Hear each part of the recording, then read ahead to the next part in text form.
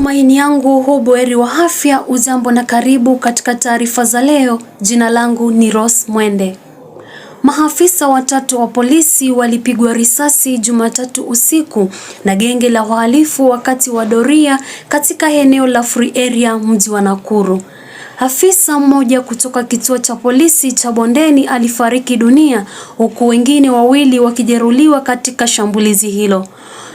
Maafisa wawili waliojeruhiwa wanapokea matibabu katika hospitali ya rufaa ya Nakuru. Kwa mengi zaidi tumpate Jackton.